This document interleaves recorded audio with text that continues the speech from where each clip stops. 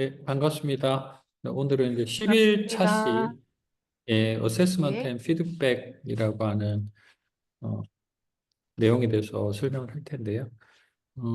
김희정 선생님 오늘 준비하신 거 바로 읽으면서 시작하도록 하겠습니다. 네.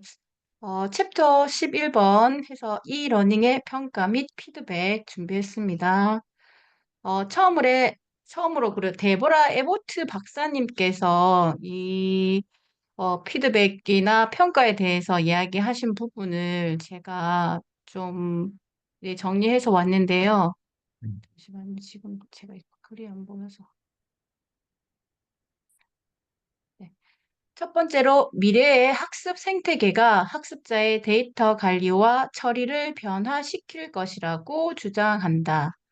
두 번째, 새로운 분석 기능의 발전은 학습자의 장기적인 발달에 대한 통찰력을 높이고 강사에게는 더 반응적이고 적응적인 교육을 지원하며 개인의 요구에 맞춤형 학습 경험과 경로를 추천하는 데 기여할 것이다. 여기서 그러나 잠깐 새로운 끊고, 기술이 잠깐만요. 네, 여기서 잠깐 네, 끊고 갈게요. 왜냐하면 이제 좀 중요한 얘기라서 제가 이제 앞으로도 계속 이 챕터에서 이제 나오는 이야기가 뭐냐면 그 지금 우리가 그 어세스먼트 평가 그리고 피드백이라는 부분에서 평가 피드백이 일반적으로 우리가 생각하는 그 평가와 피드백보다 훨씬 더 면밀하고 조밀한 그 평가 방식이나 피드백을 이야기하고 있거든요. 왜냐하면 이제 개인화 맞춤형이라는 이야기들이 계속 나오고 있고 그걸 평가와 피드백이라는 관점에서 어떻게 그 맞춤형 교육들을 실현할 것인가라는 것들을 이번 장에서 주로 다루고 있는데 여기서 지금 이야기하는 그 일종의 반응적이고 적응적인 교육이라고 표현하는 건 뭐냐면 학습자가 그 학습하는 동안에 그 발생되는 데이터 이걸 면밀하게 보고 그 내용을 기반으로 적절하게 인터벤션 그러니까 그 개입을 학습 단계에서 한다는 게 일단 전제가 돼야 되거든요.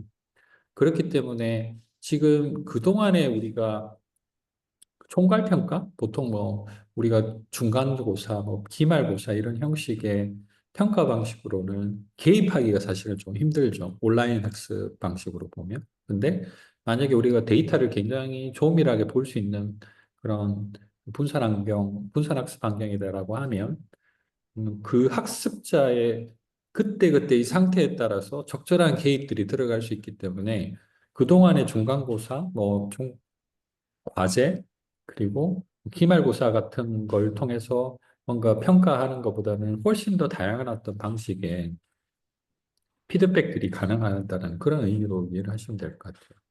다시 그 뒤로 이어가 보겠습니다. 그러나 새로운 기술이 목적 없이 적용될 경우 학습 향상에 도움이 되지 않는다고 경고한다. 음, 현재 시스템은 풍부한 학습자 성과 데이터를 효과적으로 활용하지 못하는 경우가 많고, 동기부여와 장기 목표와 같은 중요한 요소들이 무시되는 경향이 있다. 이로 인해 학습자는 유용하지 않거나 실행 가능성이 없는 피드백을 받아 금방 잊어버리는 일이 빈번하다. 음, 이 장에서는 업데이트된 평가 프레임워크를 제시하며 평가 활동의 형성적 피드백 개선을 통한 개혁, 그리고 기술 지원 평가 시스템에서 요구되는 어포던스 분석의 중요성을 강조한다. 음.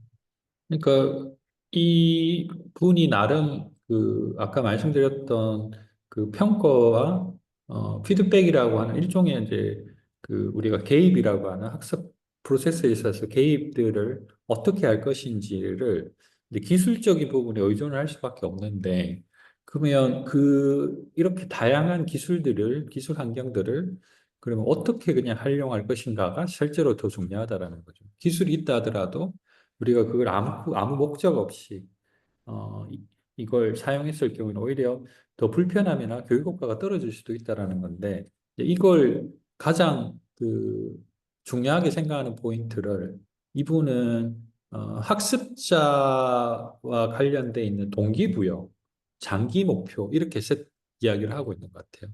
그러니까 이 가정이 추구하고자 하는 목표에 대한 충분한 이해, 그리고 이 수업을 듣고 있는 학생들이 이 수업에 참여하기 위한 충분한 이유, 이런 것들이 동반되지 않으면 사실 수업의 어떤 효과를 거두기는 어렵다라고 보는 거고, 모든 기술은 거기에 지금 온라인이 되어 있어야 된다라고 주장을 하는 것 같아요.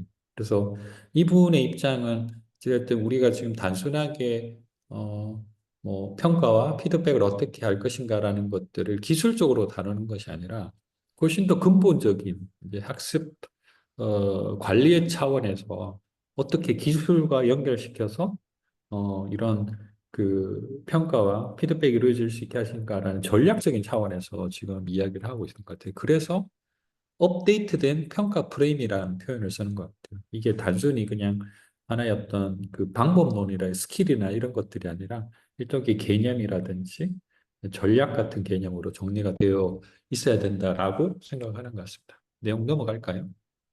네. 현재 관행의 배경과 한계. 단순한 요약 평가가 아니라 형성적 평가가 필요하며 이를 통해 기술 도구를 활용하여 보다 나은 교육을 제공할 수 있도록 해야 한다. 목표는 교육의 개별 측면을 이해하여 교육의 질을 향상시키는 것이다. 그 혹시 그 기술이 여기 교육, 보면 네, 잠시만요. 여기 보면 형성평가라는 표현이 이제 나오잖아요. 혹시 선생님 그 네, 형성평가에 대한 정확한 의미를 혹시 알고 계실까요? 이건 한번 설명을 하고 가야 될 것 같아서. 글쎄요, 네, 설명해 주십시오, 교수님. 네, 네. 그러니까 그 보통 우리가 아까도 제가 말씀드렸지만 수업이 끝나고 나서 우리가 평가를 많이 받잖아요. 그럼 이 친구가 네, 얼만큼 잘하고 있는지를 우리가 판단할 수는 있겠죠. 근데 실제 그러면 그 총괄 평가 뭐 기말고사라든지 이런 통괄평가적인 어떤 방식으로는 학습자한테 개입을 할 수는 없고요. 물론 이제 준비하는 과정에서 자극은 줄 수는 있겠지만 이 총괄평가 자체가 학습자한테 어떤 영향을 미치기에는 굉장히 좀 한계가 크죠. 근데 만약에 우리가 어떤 시스템이 잘 갖춰져 있거나 아니면은 1대1로 튜터링이 가능한 그런 만약에 학습 환경이라고 하면 이 형성적 평가가 가능하죠. 형성적 평가라는 뜻은 뭐냐면 그 각 단계별로 학습자의 개입을 통해서 평가를 계속하는 거예요. 그러니까 이거를 알고 있는지 모르는지 제대로 이해를 하고 있는지를 계속 평가해서 모르면 다시 뒤로 가서 또 뭔가 설명을 하고 뭐 이런 과정들을 형성적 평가라고 표현을 하거든요.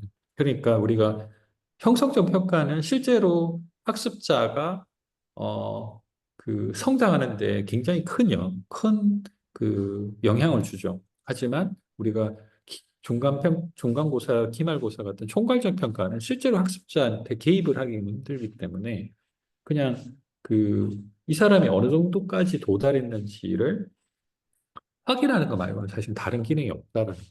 그래서 보통 형성평가하고 총괄평가를 나눠서 이렇게도 표현을 하더라고요. 총괄평가는 식물이 자라서 얼만큼 자랐는지를 자로 그냥 몇 센치 자랐다라고 평가하는 거랑 같다라는 거고, 형성평가는 계속 물 주고, 거름 주고, 가꾸는 거라고 그렇게 표현하는 학자도 있어요. 그러니까 그만큼 형성평가가 그 학습에 있어서 굉장히 중요한데, 여기서 우리가 지금 강조하고 있는 거 뭐냐면, 현재는 그런 형성평가를 하지 않는다는 거죠. 오히려 전부 다 총괄평가, 여기서는 이제 요약평가, 뭐 이런 표현을 하는데, 이제 그것 자체가 가지고 있는 굉장히 제한과 한계가 크다, 이렇게 표현을 하고 있는 것 같습니다. 기술이 교육 환경을 빠르게 변화시키면서 학습 평가에 대한 선택이 강사에게 혼란을 주고 교육 프로그램 관리자에게는 위험한 상황을 초래하고 있다.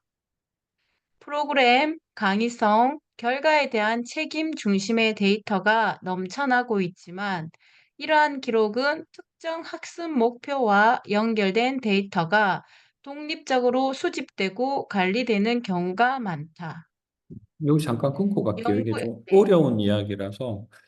그러니까 우리가 기술 환경이 어쨌든 빠르게 발전이 되고 이걸 이제 계속 활용을 어떤 방식이든 학습 환경에 도입을 하려고 노력을 주는데, 근데 이게 그 평가에 대한 명확한 개념, 아까 말씀드린 형성평가라든지 총괄평가에 대한 충분한 이해, 그러니까 이런 게 없는 상태에서 그냥 기술을 LMS가 여기 주어져 있으니까 LMS로 그냥 평가해 라고 하는 건 어떤 면에서는 훨씬 더 그 학습을 하는 데 있어서 안 좋을 수도 있다라는 거죠. 그래서 정확하게 이런 이런 분산 환경에서는 학습의 목표라든지 이런 것들이 기능이나 기술하고 정확하게 연결이 되어 있어서 디자인이 돼야지 우리가 목표로 하는 강의의 성과를 거둘 수 있다라는 건데, 단순히 우리가 기술을 이걸 그냥 이런 기능이 있으니까 이렇게 써볼까라고 하면 안 된다는 그런 뜻이고, 그리고 지금 우리가 여기서 이야기하는 건 굉장히 많은 데이터가 발생하게 돼 있을 거예요. 그러니까 우리가 지금 현재 그 선생님하고 주고받는 여기에서도 데이터가 계속 발생이 되고 있잖아요. 비디오는 비디오대로 어, 녹화가 되고 있긴 하지만 선생님이 지금 파워포인트 한 장 한 장 넘길 때마다 이 데이터가 지금 발생이 되고 있는 상황이거든요. 그러니까 예를 들면 학습자가 이 LMS를 통해서 파워포인트 슬라이드를 하나씩 하나씩 넘길 때마다 이 사람이 어느 페이지까지 갔다라는 것들을 시스템에서 계속 관찰하고 있단 말이에요. 이게 이런 기록들이 그냥 독립적으로만 만약에 따로따로 관리가 된다면 아무런 의미를 추출하기 힘든데, 만약에 어떤 학습의 목표가 있고 이것을 거기에 맞춘 분석의 어떤 분석할 수 있는 시스템이 있다고 하면, 그러면 훨씬 더 우리가 정교한 어떤 데이터를 수집하고 그 데이터를 통해 학습자에게 필요한 어떤 그 개입을 할 수 있겠죠. 그러면 무엇이 문제인가라는 것들을 시스템이 미리 예측을 하고 학습자한테 필요한 어떤 정보들을 사전에 제공을 한다거나 하는 것들이 가능해진다, 이렇게 이해하시면 될 것 같습니다. 네. 음. 연구의 발전과 평가 패러다임의 변화는 게임의 규칙을 바꿨지만 교육 이해관계자들의 전문성 발전은 이러한 변화에 적절히 대응하지 못하고 있다. 결과적으로 교사와 교육 설계자들은 구식 평가 모델, 즉 요약적이고 정량적인 학습자 성과 외 비맥락화된 스냅샷에 의존하게 된다. 교육평가의 현대화와 형성적 평가의 필요성을 강조하며 교육 현장에서의 변화에 대한 적절한 대응이 요구된다. 네, 앞에서 이제 이야기했던 내용인데, 지금 사실은 우리가 이런 분산 환경과 관련된 다양한 연구들이 나오고 있고 결과물들이 나오고 있는데, 실제 교육 현장에 이게 적용되고 있지는 않다라는 이야기죠. 그러니까 우리도 지금 이 책을 통해서 그동안 우리가 교육 현장에 적용하지 못했던 많은 이야기들이 나오고 있다는 걸 아마 느끼셨을 텐데, 대부분은 학교 현장에 실제로 적용되고 있는 것들은 거의 없죠. 이게 저는 교육이 그러니까 우리가 보통 의료를 공부하는 그 메디칼 쪽에서 공부하는 그런 과학하고 좀 틀린 부분이라고 생각하는 게, 보통 이제 메디칼 쪽에서 어떤 좋은 암 치료 연구 방법이 나왔다. 그러면 이제 이게 약으로 만들어지고 실제로 의료 현장에 보급되는 데까지는 실제로 그렇게 큰 시간이 걸리지는 않고, 그렇다고 뭐 1, 2년은 아니지만 뭐 우리가 코로나 상황 때 백신은 2년 만에 다 나왔잖아요. 1년 만에, 1년 반 만에 나왔잖아요. 그런 것처럼 빠르게 뭔가 이론과 연구의 내용들이 현장에 적용이 되는데, 실제로 교육은 굉장히 느린 것 같아요. 그러니까 좋은 연구가 나왔는데 그게 실제로 학교 현장에 적용되는 걸 몇십 년이 걸려야지 되는 것 같더라고요. 제 그냥 느낌은. 그러니까 그런 것이 사실은 굉장히 큰 문제다라고 이야기를 하고 있는 거고, 그렇다 보니 우리가 지금 형성평가라고 하는 굉장히 그 좋은 도구가 이미 학계에서 연구가 되고 이게 효과가 검증이 됐는데도 불구하고 선생님들은 여전히 총괄적인 어떤 평가 시스템에 의존하고 있다라는 거죠. 우리 수능 체계도 그렇잖아요. 학습자가 뭐 얼마나 똑똑한지를 판단을 할 수 있는 평가 방식이지만 이 수능이라는 그 과정을 통해서 학습자가 실제로 성장하는 것들을 담보하지는 못하잖아요. 이제 그런 교육 체계를 연구를 통해서 이미 나오곤 있지만 이런 것들 교육 체계를 바꾸고 있지는 못한다라는 거고 이제 이런 부분들에 대한 그 실제적인 어떤 그 실체적이고 실증적인 그런 적응이 없이 지금 우리가 뭔가 그 평가 그리고 피드백이라고 하는 부분들을 계속 하고 있다 이런 이야기들을 하고 있는 것 같습니다. 넘어갈까요?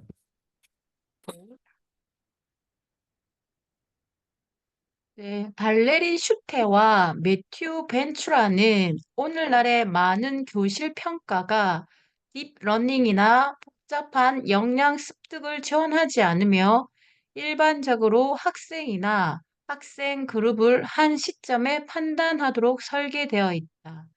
이는 교사에게 진단 정보를 제공하지 않거나 학생에게 진단 지원을 하지 않는 경우가 많다.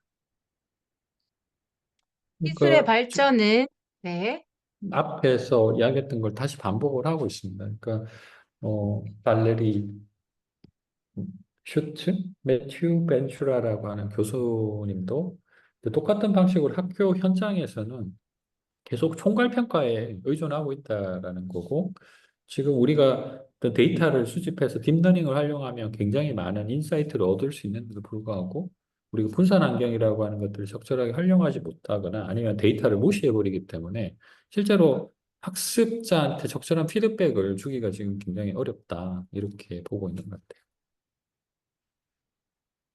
기술의 발전은 개인화된 학습을 위한 알고리즘, 새로운 전달 플랫폼, 다양한 선택지를 포함하지만 이는 종종 명확한 솔루션 경로를 제공하기보다는 혼란을 초래한다.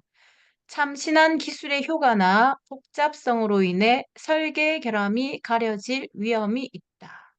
그러니까 우리 기술은 발전을 하는데 이 기술들을 아까도 말했지만 적절하게 배치를 하지 않으면 우리가 아무리 좋은 훌륭한 시스템을 갖추고 있더라도 실제 그 개인화 학습을 지원하기 위한 도구로 쓰여지기보다는 오히려 그냥 학습이 복잡해지기만 할 수도 있다는 거죠. LMS를 뭐 꼭 생각할 것, 꼭 LMS뿐만 아니라 다양한 종류의 학습 도구들이 있는데 그러니까 이런 것들이 잘 설계돼서 맞춤형 데이터, 맞춤형 방식으로 개인화되기 위해서는 그 안에 굉장히 그 조밀한 어떤 전략이라든지 설계가 있어야 된다는 뜻이죠.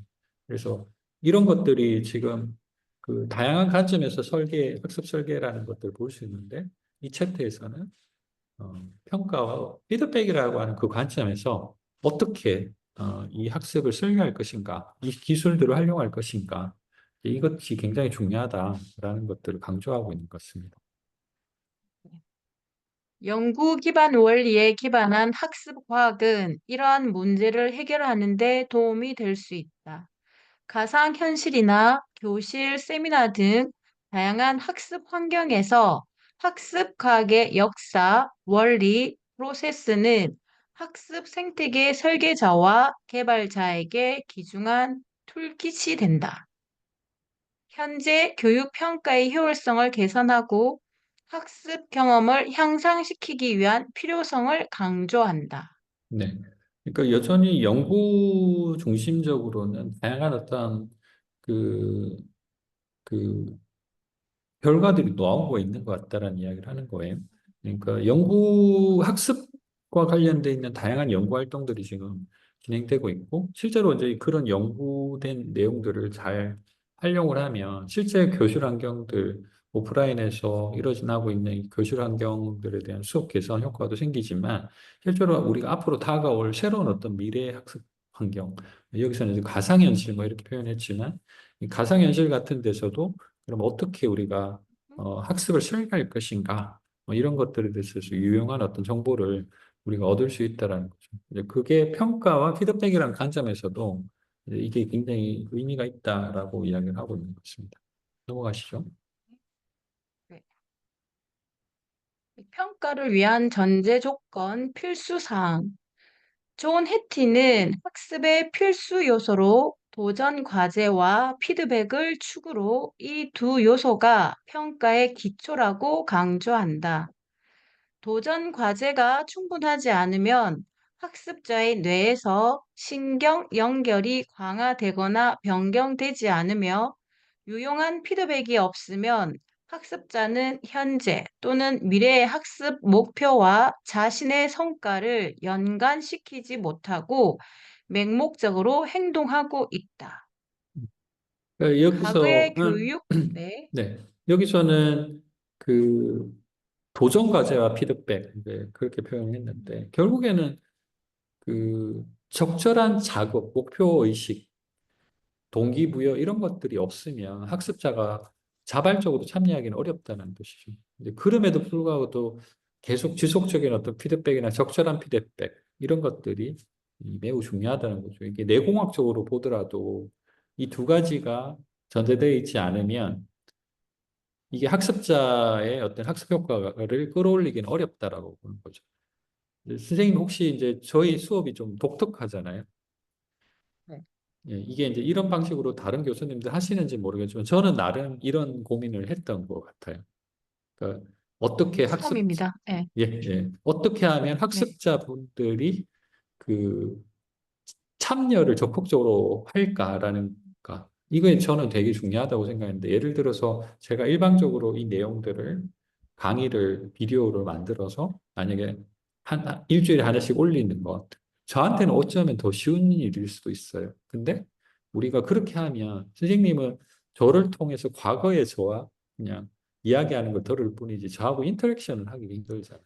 그러면 선생님이 지금 현재 어떤 상태인지 선생님의 어떤 그 이해도라든지 이런 것들을 제가 전혀 염두에 두지 못한 상태에서 그냥 제가 일방적인 이야기를 할 수밖에 없는데 적어도 우리가 이렇게 모여서 강의를 같이 하게 되면 서로가 대화와 같은 방식으로 서로 이야기를 할 수 있게 되거든요. 그러면 어떤 부분을 모르고 있는지를 제가 그때그때 상황을 보면서 답변을 해줄 수 있는데 근데 그 이야기는 뭐냐면 제가 이제 계속 피드백을 이 수업 안에서는 할 수 있다는 뜻이잖아요. 그리고 도전 과제라는 것도 선생님이 이걸 준비하는데 뭔가 수고를 많이 하셨을 거예요. 그러니까 네. 이게 준비를 하고 그리고 이걸 정리하고 뭐 하면서 그 안에 쌓여 있는 여러 가지 이해들이 있을 겁니다. 그걸 모든 챕터를 통해서 다 하면 제일 좋긴 하겠지만 그건 시간상 너무 무리가 있으니까 적어도 자기가 맡은 부분에 대해서만큼은 그걸 이해하려고 굉장히 노력을 많이 하셨을 거라는 거죠. 그게 저희한테는 도전 과제이거든요. 그리고 이렇게 수업에 참여해서 뭔가 저랑 같이 교감을 하고 있다는 것 자체도 도전 과제일 수도 있고 이제 이런 예를 들어서 이런 것들이 필요하다는 뜻입니다. 그러니까 이런 것들이 없이 예를 들어서 아까 이야기했던 비디오 하나만 또 올려놓고 아 이거는 이제 우리가 LMS에서 분산환경 학습에서 굉장히 잘하고 있는 거야 스스로 자화자찬해봤자 의미가 없다라는 거죠. 어떻게 하면 학습자들의 그 적극적인 참여들을 유도할 것인가 계속 고민하게 만들고 자극을 줄 것인가 이런 것들이 이 어떤 하나의 어떤 학습 환경 안에서도 전략적으로 고민돼야지 방법을 찾아야 된다는 그런 뜻으로 이해하시면 될 것 같아요. 네. 과거의 교육 시스템은 공장 모델처럼 모든 사람들에게 지식을 채우고 강사들은 교육 기간에 따라 평가를 거쳐야 한다. 현재는 구성주의 학습 과학 평가 방법의 발전으로 평가가 더 독창적이다. 여기서 잠깐 끊고 갈게요. 네. 그러니까 지금 우리가 교육이라고 하는 교육 철학적 관점에서도 사실은 많은 변화가 그동안 있었는데 가장 큰 변화가 지난번에도 한번 수업 시간에 이야기를 했던 것 같은데 그 학습자들을 한테 어, 학습을 시키는 어떤 방법론적인 면에서 굉장히 많은 지금 변화가 그동안에 있었던 것 같아요. 예를 들면은 제가 어릴 때만 하더라도 지식은 딱 고정돼 있어서 무조건 외워야 돼요. 그리고 이거를 이해를 하고 그걸 얼마나 잘 아느냐에 따라서 우리가 평가를 받고 어떤 친구들은 좋은 대학교 가고 어떤 친구들은 아닌 뭐 그런 상황으로 사회가 움직여져 있었죠.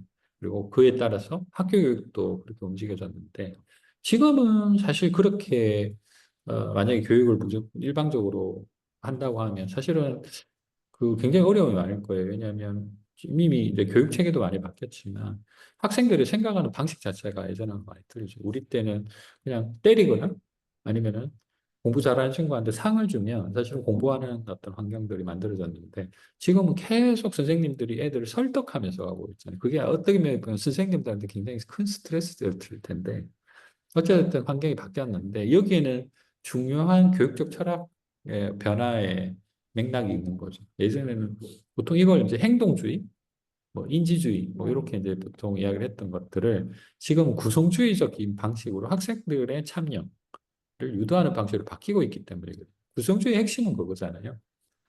학습은 일방적으로 지식을 전달하는 것이 아니라 절대적인 지식을 학습자한테 전달하는 것이 아니라 학습자 스스로가 경험을 통해서 지식을 만들어간다는 뜻이거든요. 구성한다는 뜻이거든요. 그렇기 음, 때문에 이 구성주의적인 입장에서 교육 철학은 가장 중요한 것이 뭐냐면 학습자가 스스로 깨닫게 만드는 사실 경험을 통해서.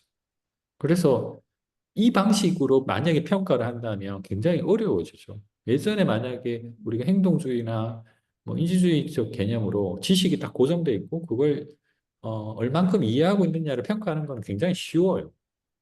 그냥 객관식 평가, 뭐 주관식 평가로 하면 되니까. 그런데 만약에 구성주의다. 그러면 이 친구가 얼마나 동기부여가 잘 돼 있고 이 친구가 얼마나 현장에 잘 참여를 해서 뭔가를 하고 있냐라는 것들을 평가하기 위해서는 단순히 이 친구가 문제를 잘 몇 개를 맞췄냐라는 게 중요한 게 아니라 그동안의 모든 어떤 학습 활동의 히스토리를 다 봐야 되거든요. 그러니까 만약에 토론학습이다 그러면 토론학습에서 이 친구가 얼마나 적극적으로 참여하고 있고 내용 준비를 잘하고 있는지도 봐야 되고 뭐 여러 가지 어떤 구성주의적 입장에서 평가하는 것들은 쉽지 않은 이야기들이 그 안에 많이 있을 수 있죠. 그렇기 때문에 이 평가 방법, 평가 방식 자체도 굉장히 발전을 해야 되고 또 기존에 없었던 방식으로 또 갈 수밖에 없다라는 걸 이야기를 하고 있는 것 같습니다. 예, 그 이제 그 네. 뒤에 이제 조금 더 구체적인 이야기가 나오는 것 같습니다. 네. 다양한 평가 방식, 예를 들어 형성 평가, 포트 평가, 진정성 평가 등이 시작되면 학생의 실제 능력과 학습 과정을 더 잘 활용하게 된다. 미래 평가는 이해관계자에게 권한을 부여하고 피드백을 주고 평가를 강화할 필요가 있다. 또한 기술을 활용하는 데 있어 긍정적인 평가를 받는 것이 더 좋을 것이다. 좀 어려운 이야기들이 많이 나오죠. 일단 네, 형성평가는 아까 제가 잠깐 설명을 네, 네, 했었잖아요.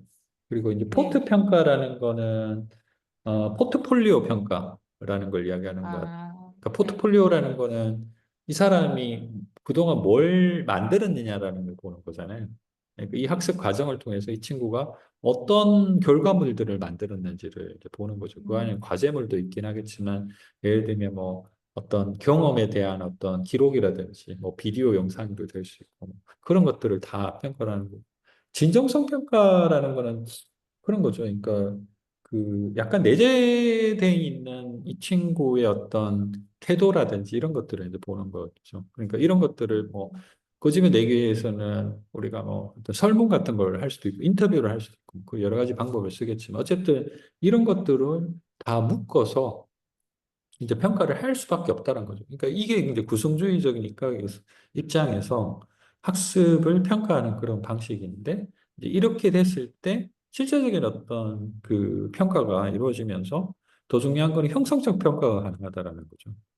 그때 그때 개입을 잘 하게 되면 그냥 끝나고 나서 이 친구가 얼마나 많이 아느냐라는 걸 단순하게 평가하는 것이 아니라 이 친구가 그 시점에는 잘 몰랐지만 여기에 적절한 개입을 해서 그 다음 단계에서 훨씬 더 나아질 수 있도록 해주는 그런 어떤 효과들이 생기기 때문에 아까 제가 이제 식물을 비유로 해서 거름 주고 물 주고 하는 거랑 똑같은 그런 역할을 하는 것이기 때문에 이런 방식으로 그 구성주의적 입장에서는 이제 평가들을 해야 되는데 앞으로는 미래의 평가는 이렇게 갈 거다라는 거죠. 그래서 어떤 이해관계자로 여기는 표현했지만 여기는 강사가 될 수도 있고 튜터가 될 수도 있고 아니면 시스템이 될 수도 있겠죠. 그래서 권한을 주고 나중에 이게 인공지능이 될 수도 있을 거잖아요. 그러면 이제 네, 이런 네. 친구들이 이제 권한을 주면 이제 그 계속 평가를 하는 거죠. 뭐 네. 예를 들면은 그 예전에 제가 설명을 한번 수업 시간에 해드렸는데, 예를 들어서 100명 정도가 화상의 이로 이렇게 네. 들어와서 제가 강의를 한다고 치면은 화면을 이렇게 계속 인공지능이 모니터링 하는 거예요. 학습자의 아, 네, 상황을. 예, 예, 예. 그래서 이 친구가 말씀하셨어요. 졸고 예. 있는지, 이 친구가 네. 적극적으로 듣고 있는지 이런 것들을 표정의 변화라든지 뭐 이런 여러 가지 데이터를 가지고 분석을 해가지고 저한테 신호를 줄 수 있겠죠. 예를 들면 그런 걸 네. 이야기하는 거예요. 그렇게 되면 네. 빨간색으로 표시되어 있는 친구들만 제가 골라가지고 질문을 던진다거나 뭐 이렇게 할 수 있잖아요. 음, 그러니까 예를 들면은 그런 어떤 미래의 평가 방식들을 상상해 보면 지금 우리가 이야기하고 있는 뭐 형성평가, 포트폴리오 평가, 뭐 진정성 평가가 어떻게 진행되는지를 다 좀 생각을 할 수 있을 것 같아요. 그래서 네. 이런 방식으로 기술들이 배치가 되어 있어야 된다라는 걸 이야기를 하는 겁니다. 이런 것들이 이제 굉장히 큰 필수적인 요소다. 이렇게 이야기를 하고 있는 것 같습니다. 넘어가실까요? 네. 네, 평가 목적.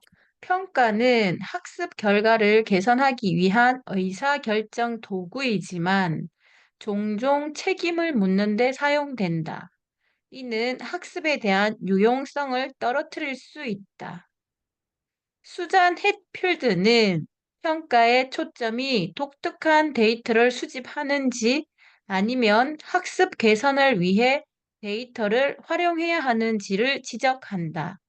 유의미한 평가는 행동 과정과 연결되고 평가의 목적이 학생들의 학습 성장과 의미 있는 활동에 기여해야 한다.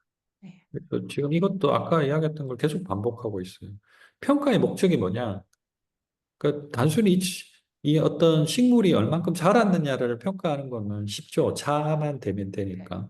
네. 근데 만약에 이 친구가 더 잘 자라게 해주겠다라는 것이 평가의 목적이라면 우리는 거름도 주고 물도 줘야 되는 거죠. 훨씬 더 이제 복잡한 과정을 거쳐야 되는 거고, 만약에 그 평가의 초점이 우리가 이 친구가 더 잘 자라게 하고 싶다라는 것이라면 그걸 하기 위한 데이터가 뭐냐, 수집해야 될 데이터가 뭐고, 그걸 가지고 어떻게 우리가 해석을 하고 어떻게 개입을 할 것인가, 이런 것들을 다 연결해서 봐야 된다는 것이죠. 그래서 평가의 목적을 정하고 결정하는 것이 굉장히 중요하다라는 겁니다. 예를 들어, 진정성 있는 평가의 증폭을 강조하는 경험에 따르면 실제 업무나 성능과 평가가 학생들의 강점을 강화하는 능력을 평가하는 데 있다고 한다. 뛰어난 평가를 받은 능력과 능력을 정확하게 정의하고 평가하는 것을 포함한다.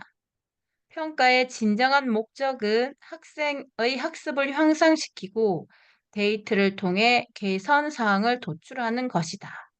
지금 계속 제가 같은 이야기 한다고 네, 말씀드렸잖아요. 예, 그러니까 이게 네, 지금 그 느낌으로 이 내용들을 보면은 사실은 계속 반복적인 이야기를 계속 하고 있다는 걸 네, 아마 네, 아실 수 있을 것 같아요. 네, 네, 넘어갈게요. 네. 학습자가 평가에서 필요로 하는 것. 평가와 피드백의 중요성, 효과적인 피드백을 제공하기 위한 여러 모델을 다루고 있다. 1. 서비스 가능 피드백.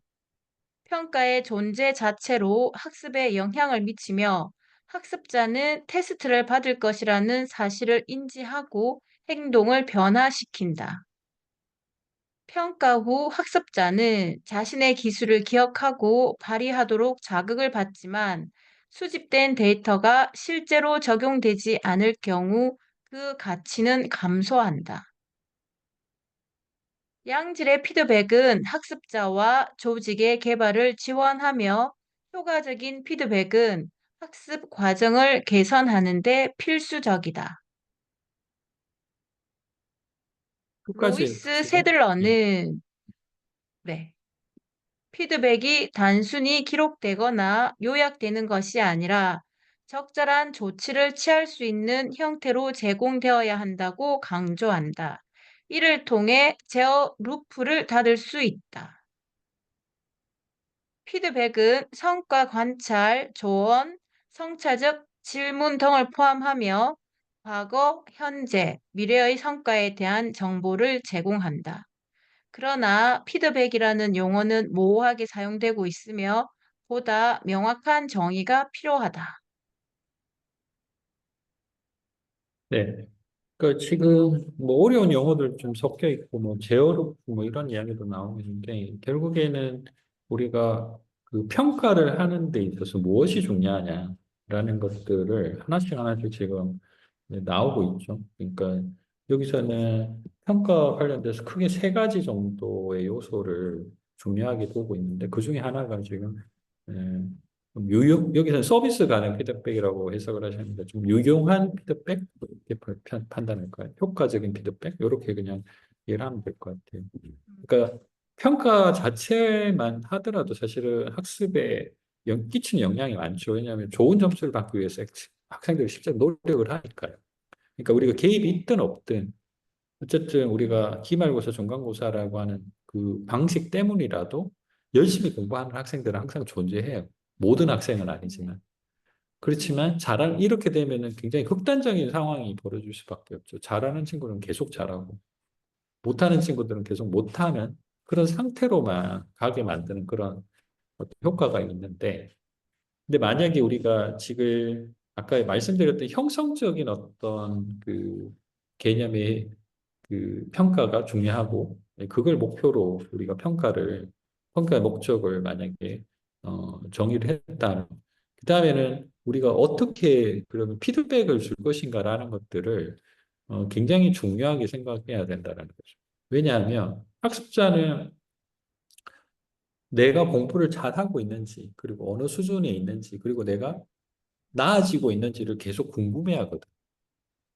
근데 결국에는 그것들에 대한 응답을 해주는 거는 시스템이거나 선생님이라는 거죠. 그러니까 우리가 음. 교실 수업에서는 선생님이 그런 피드백을 해주면 이 친구가 자극을 더 받고 그 다음에 또 다른 단계로 나아가려고 하는 거죠. 저 같은 경우에도 좋은 기억이 이제 선생님들한테 좋은 기억이 많은데 칭찬 하나가 굉장히 큰 자극이 됐던 것 같아요.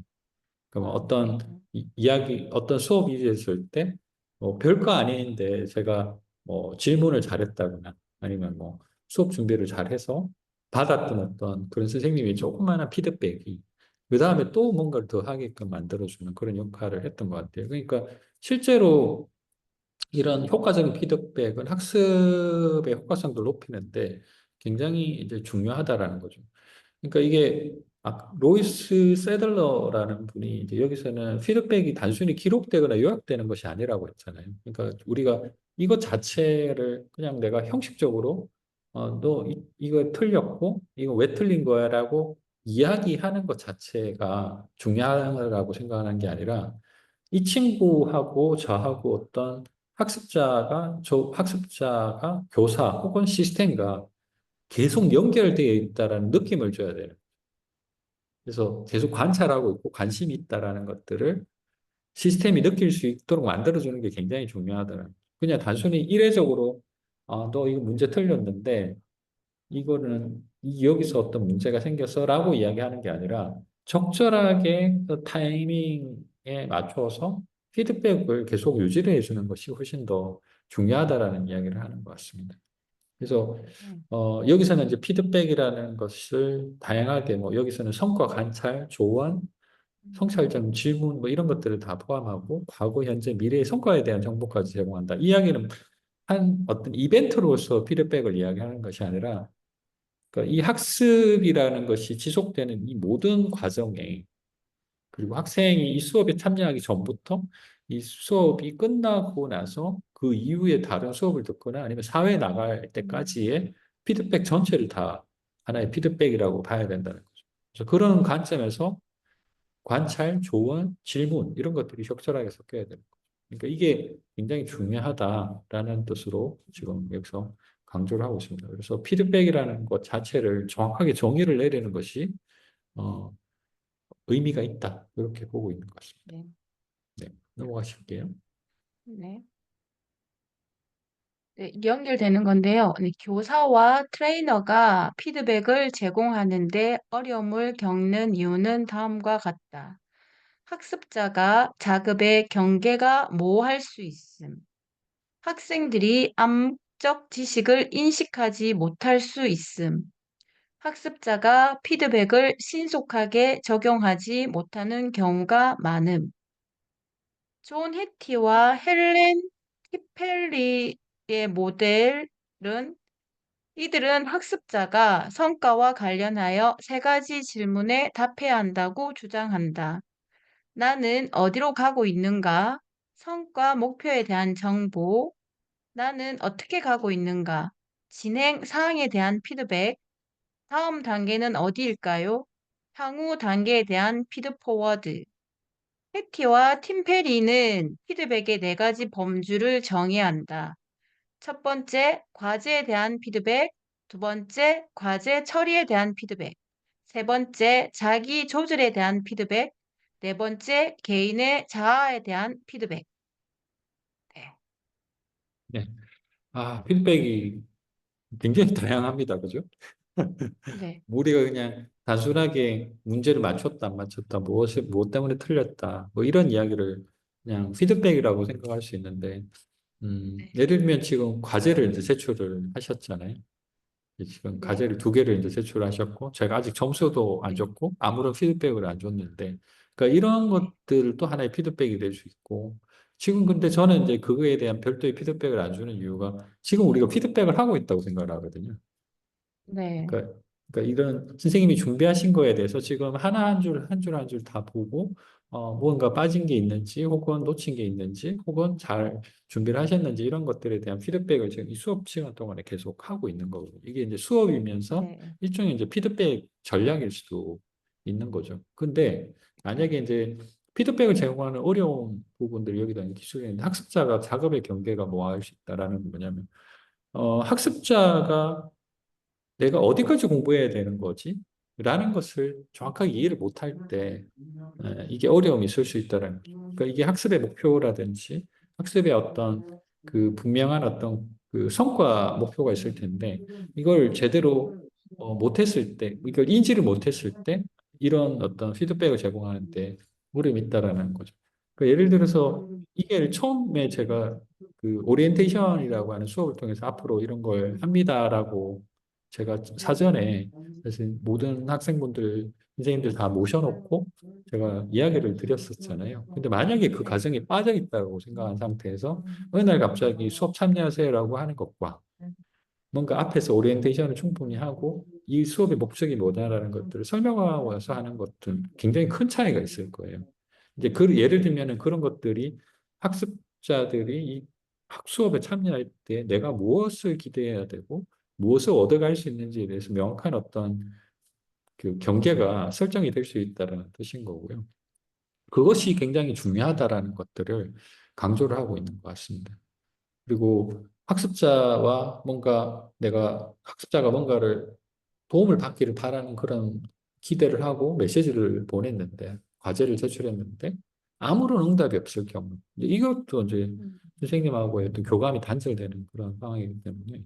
근데 이거를 이제 예를 들어 선생님하고의 어떤 관계라기보다는 예를 들면 인공지능한테 우리가 이런 걸 기대한다고 봐요.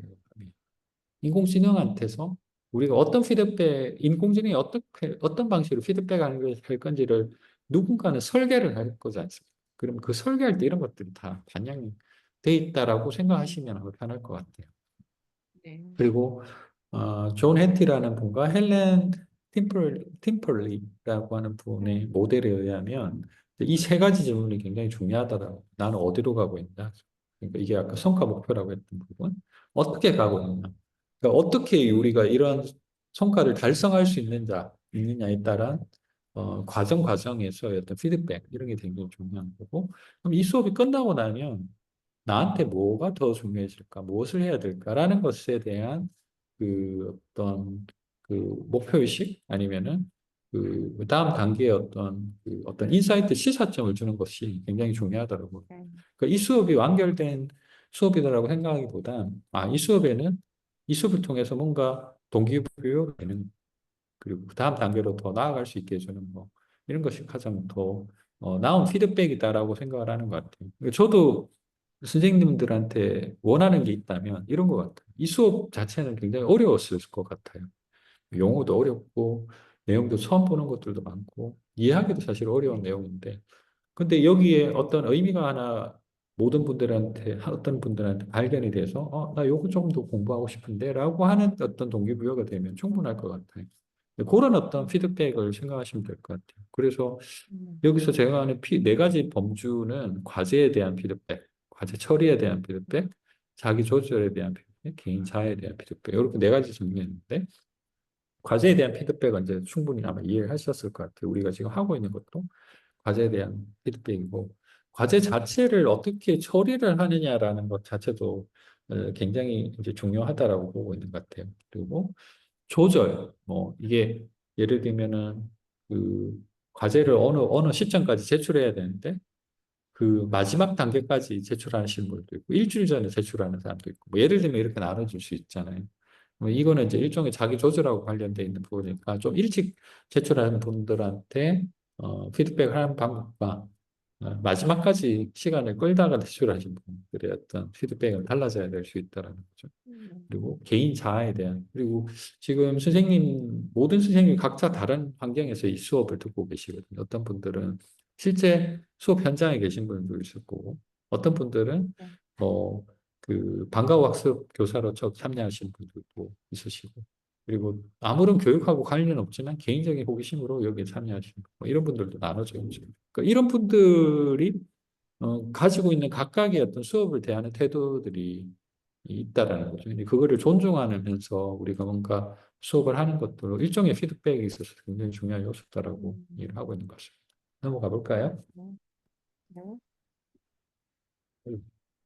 네. 두 번째는 증거 기반 시스템. 새로운 미디어 장치, 웨어러블 센서, IoT 가전 제품의 확산으로 풍부한 데이터가 생성되고 있다. 이러한 데이터는 개인의 행동을 분석하여 기존 평가 방식으로는 이해하기 어려운 태도와 역량을 파악하는 데 도움을 준다.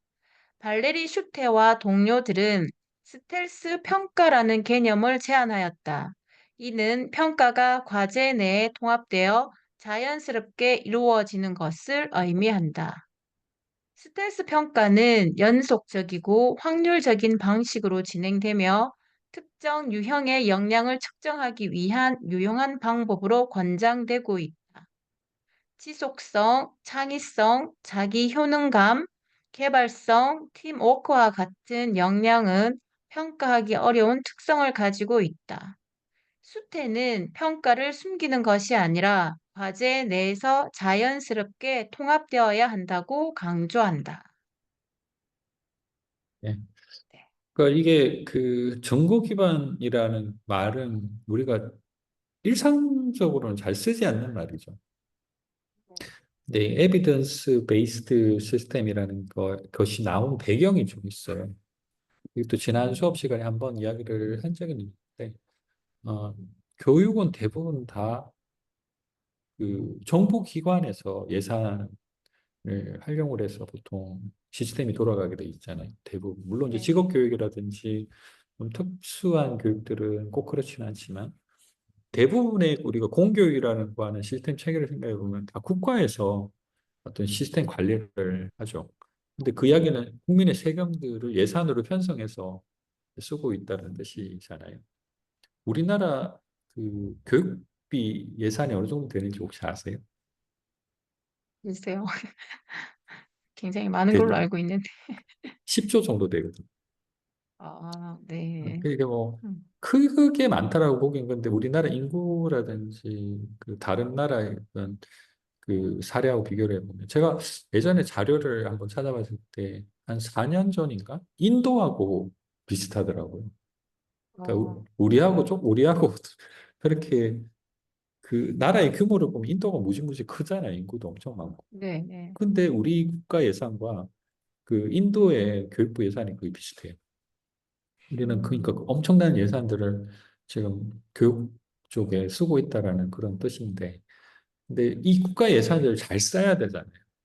이게 잘 써야 된다라는 건 어떤 의미냐면, 내가 어, 어떤 예산을 썼을 때 이 예산의 효과가 있다라는 것들을 충분히 검증을 한다는 뜻이죠. 그게 네, 만약에 검증이 안 되면 이 예산의 효과성들을 따지기 힘들죠. 그게 이제 국정감사에서도 맨날 따지는 게 그런 거잖아요. 돈 네, 썼는데 이거 정말 경제적인 효과가 타당성이 있어? 뭐 이런 것들을 항상 물어보는 똑같은 거라고 봅니다. 근데 만약에 우리가 분산학습 환경을 국가 예산으로 우리가 쓴다라고 가정을 한번 해볼게요. 이번에 뭐 그 잘 아시겠지만 AI 디지털 교과서 한 6천억 들여가지고 지금 하고 네, 있잖아요. 네. 근데 이걸 6천억을 나중에 썼는데 그럼 이거를 우리가 효과성 어떻게 검증할까요? 자, 어떻게 검증해야 되나? 네. 그걸 위해서 나온 개념이 정거 기반이에요. 그래서 네. 그러니까 예산이라는 것이 잘 쓰였다라는 거 여러 가지 측면에서 우리가 확인할 수 있죠. 예를 들면 학습자의 학습 효과가 높아진 거. 또 이제 우리가 하나의 정보로 생각할 수 있잖아요. 그리고 또 예를 들면 선생님들의 수업, 수업 준비 시간이 줄어서 네. 선생님의 워크로드가 선생님들의 어떤 업무 부담이 줄었어. 네. 이런 것도 하나의 효과가 될 수 있겠죠. 만약에 그 두 가지 목표를 우리가 어떤 증거라고 만약에 이 예산의 효율성을 증명하는, 예산 사용의 효율성을 증명하는 만약 증거라고 생각하면 이거와 관련돼 있는 데이터를 수집해야 되잖아요. 그럼 선생님이 예를 들어서 업무 경감도가 줄었다라고 하면 선생님의 업무 경감도를 따질 수 있는 여러 가지 데이터들을 다 찾아보는 거예요. 그래서 모아놨다가 나중에 이걸 평가를 하며 선생님이 보통 수업 준비를 하는데 10시간을 준비를 했는데 일주일에 10시간 정도를 수업 준비하는데 썼는데 AI 디지털 교과서 도입을 하고 나니 5시간을 줄었더라. 음, 그러면 그 5시간은 선생님이 휴식을 할 수도 있고 선생님이 또 다른 네. 업무를 하는데 쓸 수 있으니까 그 굉장히 큰 도움이 됐다고 할 수 있죠. 근데 이게 선생님이 한 사람이 아니라 전국에 30만 교사가 있다. 그러면 30만 곱하기 5시간이 줄어든 거잖아요. 그러면 이게 엄청난 네. 효과, 경제적인 효과가 있는 네. 거죠. 예를 들면 그렇게 평가를 하는 거예요.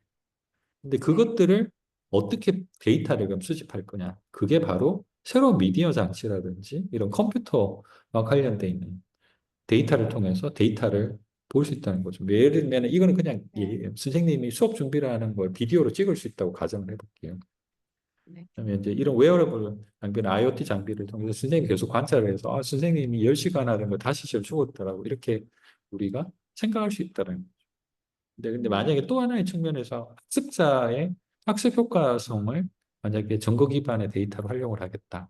그러면 이 친구가 얼만큼 성적이 향상되느냐. 그러면 그 이야기는 뭐냐면 디지털 교과서, AI 디지털 교과서를 도입하기 전에 어떤 학습 성적 혹은 태도 뭐 이런 것들을 관찰하는 데이터와 디지털 교과서 도입하고 나서 AI 디지털 교과서가 도입되고 나서의 학습자의 태도, 결과 이런 것들을 비교해서 분석을 해보면 네. 이게 도움이 됐는지를 확인할 수 있을 거잖아요. 네. 예를 들면 이런 것들 다 정보 기반이라고 이야기를 하는 거예요. 아, 네. 이해가 되셨나요? 네. 네. 네. 그 중에 하나가 이제 스텔스 평가라는 개념이 여기서 나오는데 예를 들어서 내가 이렇게 관찰을 하고 있다라는 것들을 알게 되면 학습자가 불편하겠죠. 그렇죠. 네. 그 자체로 영향을 받을 수 있겠죠. 그래서 스텔스 평가가 중요하다는 거예요. 그래서 아무도 몰라야 돼요. 학습자는 내가 평가를 뭔가 전구 기반이라고 하는 걸로 데이터가 막 이렇게 모여서 뭔가 자기가 평가되고 있다는 걸 모르는 것이 좋다라는 생각을 했고, 그걸 이제 스텔스 평가라고 이제 여기서 이야기하는 거예요. 그래서 뭐 학습자는 실제로 자기가 평가를 받고 있다는 걸 모르지만 시스템을 통해서 계속 데이터가 모아지고 있고, 그걸 통해서 우리가 계속 평가를 할 수 있도록 해주는 거죠.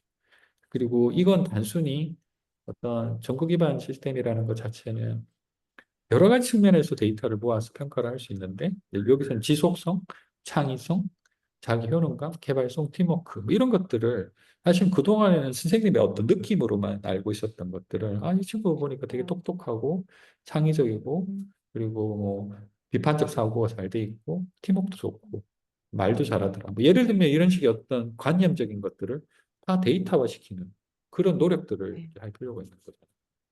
네. 근데 대신 이런 것들을 객관적으로 정량화시키기는 어렵기 때문에 굉장히 정교한 음, 어떤 연구가 필요해요. 그러니까 그런 것들이 아직까지는 이 교육학 쪽에서 정확한 답변을 내고 있지는 않지만 이제 그런 노력들이 네.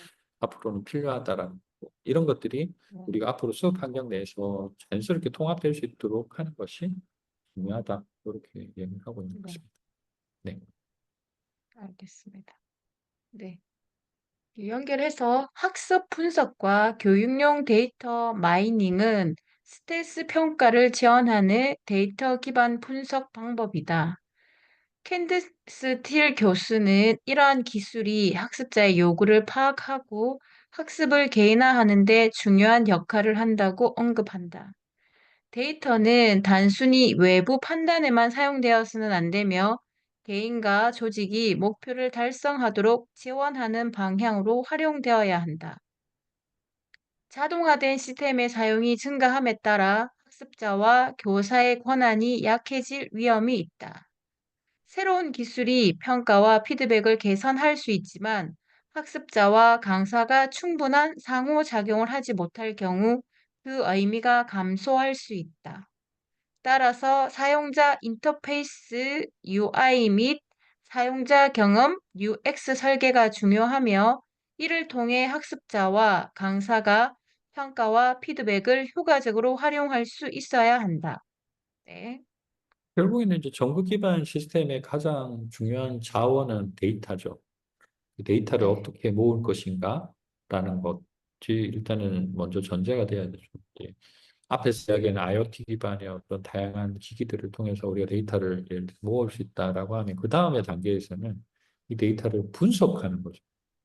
네, 그러니까 그걸 이제 마이닝이라고 표현을 했는데 마이닝은 이제 채굴이라고 표현을 하기도 하고 우리가 수집이다라고 표현을 할 수도 있는데 데이터를 일단 그 마이닝을 한다는 건 데이터를 수집하는 그런 과정이라는 거고 그걸 통해서 우리가 인공지능이든 아니면 통계적이든 데이터를 분석해야 되는 거죠. 그걸 보통 학습 분석이라고 해요. 러닝 네, 어널리시스 이 분야가 따로 그래서 있거든요. 그것만 네, 데이터를 어떻게 분석하는지만 연구하는 또 분들이 계십니다. 그리고 이런 것들을 통해서 학습을 개인화하는 데 있어서 이 분석 자료들이 이제 활용이 되죠. 그래서 어떻게 개인화할 것이냐, 그리고 이런 것들을 어떻게 시그널을 줘서 학습자한테 적절하게 어, 개입을 할 것인가, 뭐 이런 것들이 이제 그 안에 전략적으로 따라오는 연구 활동들 중에 하나입니다. 그래서 지금 이런 데이터들 분석이 그냥 뭐 어떤 시스템에서 단순화되는 것이 아니라 우리의 목표가 뭐냐, 이 데이터를 분석하는 목표가 네. 뭐냐라는 것이 명확하게 있어야 되는 거죠. 한국보다는 이 미국 같은 사회가 학습 분석에 대한 요구가 훨씬 더 많아요. 왜 그럴 것 같은지 혹시 생각해 보신 적이 있나요? 글쎄요. 네, 이게 되게 쉬운 답이거든요. 왜냐하면 네, 어, 재정률하고 한 게 있어요. 미국 대학은 네. 재정률이라고 중도 탈락률. 아, 예, 네네. 미국 같은 경우 대학생들이 100명이 들어가면 50명은 중도 탈락하거든. 네, 굉장히 많은 학생들이 적응을 못하거나 아니면 그냥 뭐 싫어서 안 맞아서 뭐 이렇게 중도 탈락을 해요. 근데 대학은 철저하게 등록금을 받아서 유지가 되는 기관이잖아요. 그러면 이제 100명의 등록금을 받다가 50명을 줄여두면 대학의 재정에 굉장히 큰 영향이 미치잖아요. 네. 그래서 이 미국에 있는 대학들은 어떤 학생들이 주로 중도 탈락하는지에 대해서 엄청나게 관심이 커요. 그걸 줄여야 되는 거예요. 어, 그래서 처음에 네. 입학할 때부터 이 친구의 신상을 다 파악을 해요. 그리고 수업 태도를 계속 관찰하고 그 관찰된 음, 결과와 이 친구의 어떤 그, 그 백그라운드들을 같이 데이터 마이닝을 해서 이 친구가 뭔가 중도 탈락할 것 같아. 그럼 빨리 불러가지고 교수하고 상담을 하게 한다고. 그렇게 해서 중도 탈락을 막으려고 엄청나게 노력을 해요. 그래서 여기 엄청나게 지난번 관심이 강의 때 크고, 말씀하신 것 같은데. 네, 맞아요. 네네. 지난번에 네네. 말씀드렸어요. 그래서 네, 엄청 네, 데이터 분석과 관련된 연구를 많이 하고 돈도 많이 써요. 여기에. 네, 근데 네, 한국 대학에서는 그 별로 관심이 없죠. 왜냐? 중도 탈락률이 별로 그렇게 높지 않거든요. 네, 네, 그쵸. 졸업은 다 100명 하니까. 들어가면 거의 네, 90명이 다 졸업을 하거든요. 우리나라에서는 이걸 할 필요가 별로 없는 거예요. 그래서 음, 이 이야기를 왜 드렸냐면 아까 이야기했던 학습 분석의 목표가 만약에 중도 탈락률을 방지한다라고 하면 그것이 목표가 되는 거예요. 학교 입장에서. 야, 예. 그래서 음, 개인과 조직의 목표에 설정돼서 맞춰져야 되는 뜻으로 이야기를 하는 거예요. 음, 근데 만약에 우리나라 같으면은 그 정도 그렇게 100명 중에 10명 정도만 중도 탄력을 한다면 그거에 관심을 가지기보다 나머지 90명을 어떻게 하면 이 친구가 졸업한 뒤에 취업을 잘 할 수 있게 만드느냐, 음, 창업을 잘하게 만드느냐, 여기에 관심을 두는 게 더 낫겠죠. 음, 그러면 학습 분석의 목표는 우리나라에서는 그게 맞춰주는 게 맞는 거죠. 그러니까 이게 국가의 어떤 환경과 이런 거에도 사회적 어떤 환경에도 이런 학습 분석이 연결이 돼 있다는 걸 이야기하는 거예요. 그래서 단순하게 이게 학습 분석이다라는 것이 그냥 외부 판단에서 판단되는 것이 아니라 학교가 가지고 있는 가장 큰 고민이 뭐냐? 여기에 연결이 되어 있어야 된다는 뜻을 이야기하는 거죠. 근데 만약에 이런 상황이 계속 벌어져서 그러면은 자동화된 시스템이 만약에 만들어졌다. 그러면은 실제로 교사들의 역할들은 굉장히 줄어들 거예요. 왜냐하면 그동안에는 교사들이 음, 학생들 개별적으로 관심을 가지고서 상담도 하고 뭐 그러는데 이제는 데이터가 그런 걸 다 판단해 주게 되면 학습자 교사의 권한이 약해지는 것이 이제 당연히 이제 뒤따라올 수밖에 없는 거고 인공지능이 이제 앞으로 그런 이야기들을 많이 하니까 사람들이 할 일이 점점 더 이제 줄어들 수 있다라는 이야기를 하는 것 같아요. 그리고 분명히 이제 이런 어떤 인공지능 기술이라든지 이런 웨어러블 IoT 환경 뭐 이런 인터넷 환경들이 훨씬 더 좋아지면 당연히 피드백은 좋아질 수 있겠지만 실제로 교사와 학생들 간의 사고 방식이 만약에 전제가 되지 않으면 효과를 실제로 거두기 힘들 거예요. 그래서 네. 보통 이제 우리가 인공지능 세대가 된다 하더라도 선생님을 대체하는 게 아니라 인공지능이 선생님들이 중요한 부분에 훨씬 더 집중할 수 있도록 도와주는 역할로서 인공지능을 바라보는 게 맞다라는 거죠. 그러니까 선생님하고 학생 간의 어떤 상호작용을 단절시키는 역할을 하고 인공지능이 대체하는 것이 아니라 선생님과 학습자가 교감을 하고 상호작용을 하는데 더 도움이 될 수 있는 방식으로 인공지능을 써야 된다라고 이제 주장을 하고 있는 이유도 그런 겁니다. 어, 그래서 이런 걸 이제 강화를 하게 될 때는 UI, UX도 저희가 중요하다. 뭐 예전에 이제 네. 저희가 한번 다뤘던 주제이기 때문에 이 부분 네. 그냥 넘어가겠습니다. 예, 다음 주제로 네. 넘어갈까요? 네. 세 번째, 학습자 자율성. 존 드론 교수는 마이클 무어의 거래 거리 이론을 기반으로 하여 학습자와 강사 간의 거리가 물리적 분리가 아니라 상호작용과 구조의 양에 의해 결정된다고 설명한다. 이 이론은 이러닝 맥락에서 학습자의 경험을 이해하는 데 중요한 역할을 한다. 드론은 학습자와 교사 간의 통제 수준이 학습의 역학관계에 영향을 미친다고 강조한다. 학습자에게 자율성을 부여하는 것이 중요하지만 완전한 자율성만으로는 충분하지 않으며 통제를 고려한 접근이 필요하다. 대부분의 학습 트랜잭션은 교사가 통제하는 경향이 있으며 이는 학습자가 효과적으로 활용할 수 있는 권한 없이 통제받는 상황을 초래할 수 있다. 교사의 지나친 통제는 맞춤형 학습 경험을 저해하고 학습자는 지루함, 의욕 저하, 혼란을 경험할 수 있다. 네. 네. 그러니까 이게 뭐 오토노미 이렇게 표현하는데 러너 오토노미, 스튜던트 오토노미 이렇게 표현하는 부분인데 우리가 어떻게 학습자를 통제 관리할 것인가라는 그 거리감이라고 여기서 이야기를 한 것 같아요. 음, 이제 이게 물리적인 거리감이 아니라 상호작용의 어떤 관점에서 볼 때의 거리감을 이야기하는 것 같아요. 친밀도, 뭐 우리 입장에서는 그렇게 표현도 할 수 있을 것 같은데, 뭐 네. 선생님하고 저하고 지금 물리적인 거리는 시차가 8시간 차이 나기 때문에 네. 엄청난 뭐 거리가 있잖아요. 근데 이제 우리가 이번에 이 수업을 통해서 2번 정도 지금 만남을 네. 갖고, 이제 2번 정도 그 중에서 세 번째 지금 만난, 세 네네. 번째인데 그 중에 네. 2번은 이렇게 개인적으로 지금 뭔가 화상회의를 통해서 우리가 네. 네. 이야기를 하고 있다는 거는 굉장히 친밀도가 높아졌다는 거죠. 그리고 선생님의 백그라운드를 듣지 않더라도 이미 이제 선생님이 어떤 분이고 어떤 성향을 가지신 분인지 대략은 알고 있는 상태에서 제가 수업을 하기 때문에 그게 이제 이 거리감을 굉장히 좁히는 데 역할을 많이 했다. 그게 이제 상호작용에 있어서 구조와 양, 이걸 거리감이라고 이제 표현을 한 것 같아요.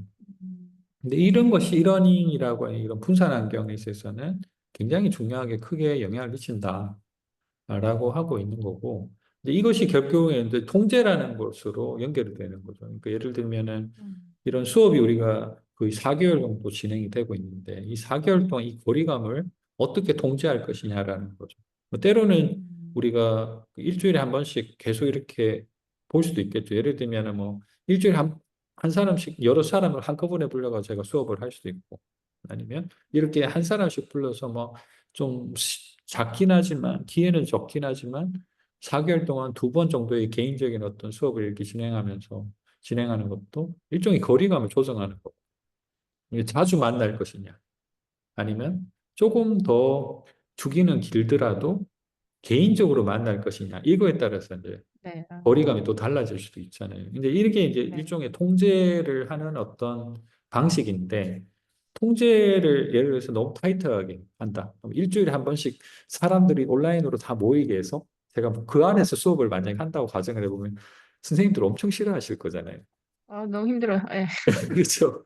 다 싫어하지. 대학원에 내가 왜 왔나 뭐 이런 자괴감이 들 수도 있고 그럴 텐데 사실은 지금 그 4개월 동안 2번 정도 만나는 거는 큰 부담이 없잖아요. 예를 들어서 뭐 2달에 한 번 네. 정도니까. 그러니까 이 정도는 내가 충분히 감수할 수 있어라고 생각하고 이 음, 정도에서는 내가 충분히 교수가 요청하는 것들을 충분히 내가 견딜 수 있을 것 같아라고 생각할 수 있죠. 그러니까 이게 이제 거리감이라는 거예요. 그러니까 이 거리감을 통제하는 것이 굉장히 중요하다. 그 이야기를 하고 있는 것 같습니다. 네. 넘어갈게요. 네. 네. 학습자와 교사 간의 지속적인 통제 협상은 학습자의 요구를 충족하는 데 도움이 된다. 이상적으로는 학습자가 학습 트랜잭션의 어느 시점에서 제어를 위임할지 선택할 수 있어야 한다. 학습자가 참여를 유지하고 지식과 기술을 구축하며 자기 조절 능력을 개발할 수 있도록 충분한 자율성을 제공해야 한다. 교사, AI, 학습자 간의 통제 균형을 맞추는 것이 중요하며 협상된 통제를 선호하는 시스템이 바람직하다. 미래의 학습 환경에서는 개인 및 집단 학습자, 교사, 자동화된 시스템 간의 통제 권한 분산에 대한 심도 깊은 고려가 필요하다. 네. 그러니까 이게 이제 지금 이례적인 차원에서의 뭐 어떤 거리감도 중요한데 이게 이제 지속 가능한 우리가 4개월이라고 하는 수업 과정을 설계할 때 이 거리감을 어떻게 이제 조정할 것인가 이거 합의도 되게 중요하고 이제 이런 거에 대한 학습자의 어떤 요구를 반영하는 것도 굉장히 중요하다는 거고 그러면 이제 그 통제되어 있는 시간과 통제되지 않은 시간 중에 학습자가 통제되지 않은 시간에 뭘 할 건지를 적절하게 설계해서 알려주는 것도 굉장히 중요해요. 그러니까 우리가 이렇게 만나서 이야기할 때, 그리고 만나기 전에 준비해야 되고, 그리고 우리가 이렇게 2번 만났고, 그 다음부터는 이제 안 만나잖아요, 직접적으로는. 그 뒤에 뭘 할 건지를 또 다른 측면에서 수업을 통제하는 전략이 필요하죠. 예를 들면, 제일 마지막에 과제가 하나 남아 있잖아요. 네, 그거를 제가 이제 하나의 통제의 수단으로 지금 쓰고 있는 거죠. 그래서 그런 개념으로 네, 우리가 계속 뭔가를 거리감을 유지하는 그런 지속 가능한 그런 통제 협상 뭐 이렇게 표현했는데 그게 음, 중요하다라는 거고 그것 자체가 참여를 계속 유지하고 그리고 자기 조절 능력이라든지 자율성들을 확보하는 데 굉장히 중요하다. 근데 만약에 이게 교사하고 선생님 간에 어떤 문제가 있다면 사실 좀 단순한데 나중에 AI도 개입하고 굉장히 네, 복잡해진 그런 상황이 만약에 벌어졌을 네, 때 AI는 어떻게 그 거리감을 유지하고 교사는 어떻게 거리감을 유지하고 이제 이런 것들이 설계가 굉장히 복잡해질 수 있겠죠. 네, AI가 알아서 하면 제일 좋긴 하겠지만 사실은 음, 그거는 바람직하지도 않지만 우리가 그걸 네, 목표로 해서는 안 되죠. 그러면 이 최주체 간의 학습 대상자와 그리고 교수의 주체자 그리고 AI 튜터 뭐 이런 것들 튜다고 하면 이런 것들을 어떻게 거리감을 계속 조정하면서 지속 가능한 어떤 수업 환경들을 유지할 것인가 라는 것이 지금 우리가 평가에 있어서 굉장히 중요한 요소 중에 중요하다. 하나다라는 거예요. 예,네. 그 알겠습니다. 뒤에 나오는 권장 사항은 조금 짧게 빠르게 진행할게요. 네. 네, 추천 사항은 첫 번째 학습자 동기부여 배양.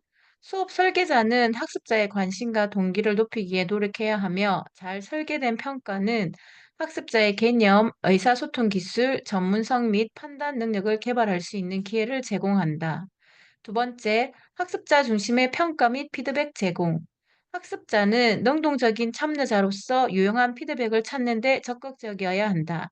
교육자는 학습자의 참여를 유도하고 AI 시스템이 학습자의 우선순위를 고려하더라도 학습자는 명시적인 피드백을 받아야 한다.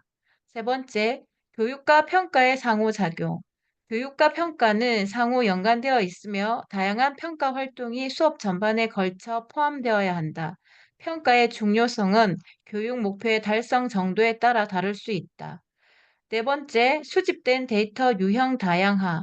기능적 평가 시스템은 정량적, 정성적, 예측적 데이터 유형을 통합해야 하며 다양한 출처의 평가 증거를 수집할 수 있어야 한다. 이를 통해 학습자의 다양한 특성을 종합적으로 이해할 수 있다. 네. 뭐 넘어, 1번, 넘어갈까요? 2번, 예, 그 3번 부분들은 이미 앞에서 다 이야기했던 내용들이에요. 네, 네, 예, 근데 네, 수집된 데이터 부분은 우리 데이터 어널리틱스라는 부분에서 충분히 이해가 됐던 부분이라 사실은 이 내용들은 그냥 계속 그동안 했던 것들을 좀 반복적으로 이야기하는 거라서 넘어가도 될 것 같습니다. 네, 네. 네, 다섯 번째, 유창성 환상 완화.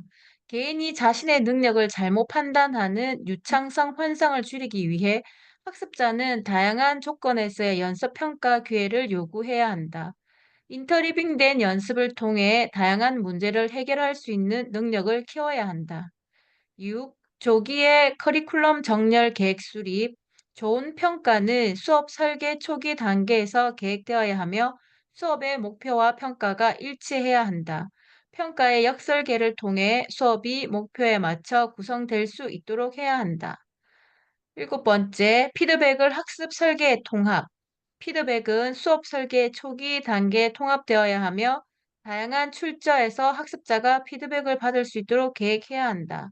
자동화가 진행될수록 피드백의 투명성과 학습자의 통제력이 중요해진다.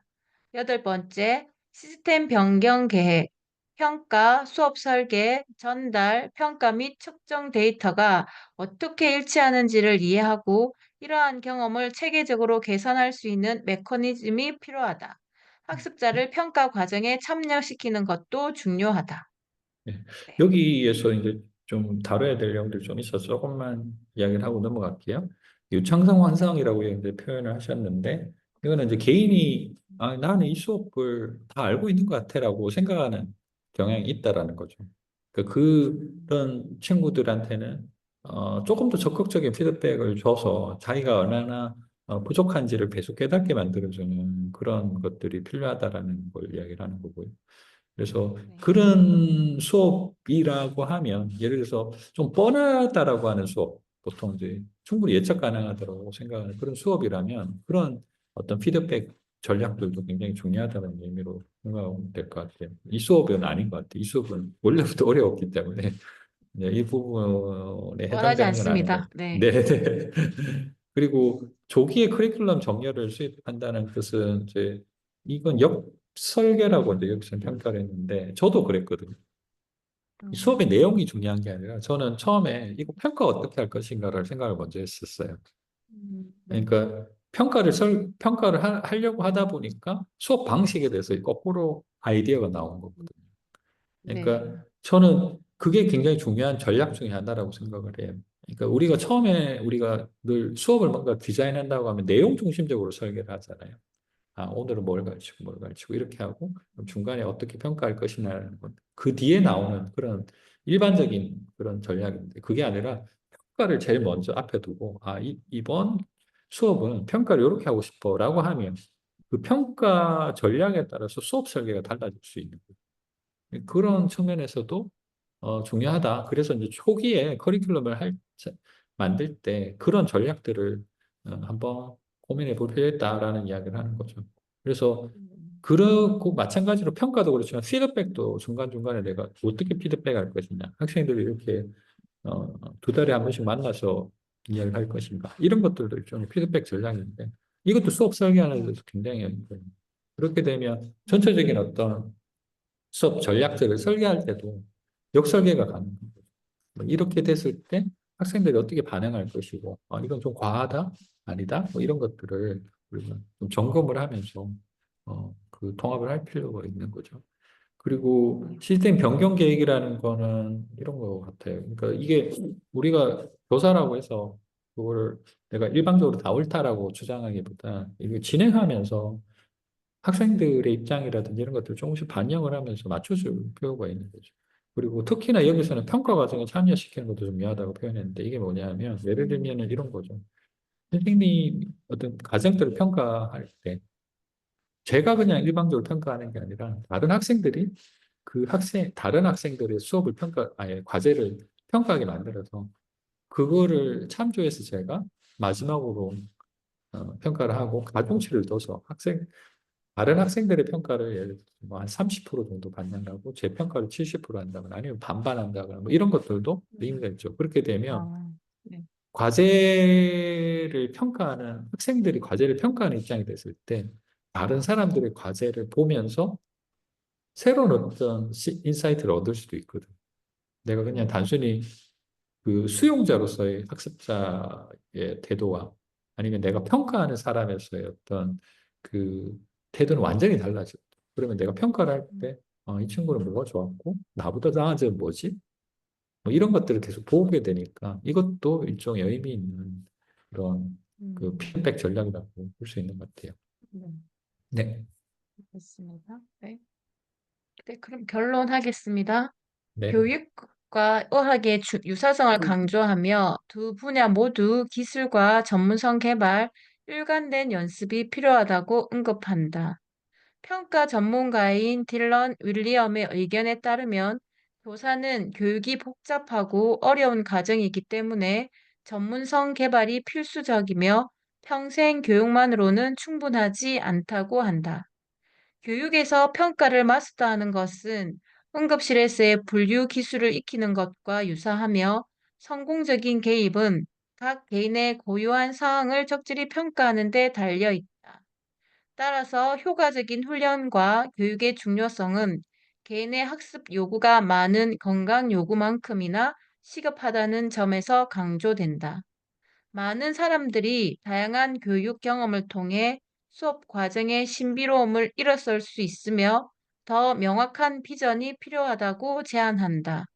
이는 교육의 목표를 재정의하고 학생들을 교양시키고 동기를 부여하는 데 도움이 될 것이라는 희망을 표현하고 있다. 되게 흥미로운 비교 같아요. 교육하고 의학하고 유사하다라고 하는 말은 저도 이 책을 통해서 처음 들었거든요. 근데 네, 우리가 사회적인 어떤 평가라고 해야 될까? 사회적인 어떤 가치 이런 것들은 교육하고 의학하고 둘 중에 의사 선생님은 훨씬 더 높게 평가하잖아요.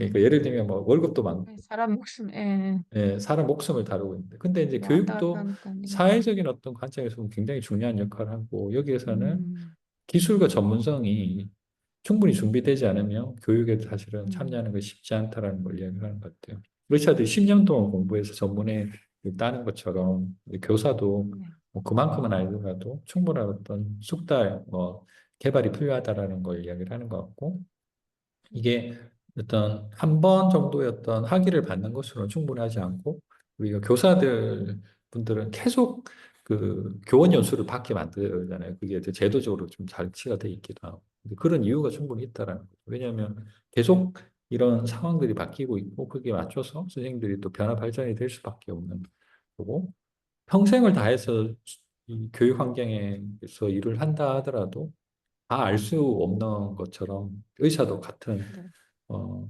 같다라는 걸 이야기를 하는 것 같아요. 그만큼 이제 이 교육이라는 것이 굉장히 어렵고 복잡하고 음, 그리고 변화가 개성이 많은 그런 분야다라는 것을 강조하면서 교육이 지금 우리가 이런 그 분산환경 시스템에 있어서의 교육이 마치 의료 환경이 바뀌는 것처럼 우리 같은 개념으로 이해를 하게 되면 이것 자체의 중요성이나 우리가 이런 중요성에 비해서 얼마나 사회적 투자가 이루어지고 있느냐 이런 것들을 좀 비교해서 볼 수 있는 것 같아요. 어쨌든 지금 뭐 뻔한 이야기긴 하지만 교육의 어떤 교육을 그 어떤 목표를 실현하는 데 있어서 과제, 뭐 평가 이런 것들이 그리고 피드백 이런 것들이 굉장히 중요하고 이런 것들을 통해서 학생들이 고양하고 동기부여하는 데 엄청난 도움이 된다. 뭐 이런 걸로 마무리를 하고 있는 것 같습니다. 네.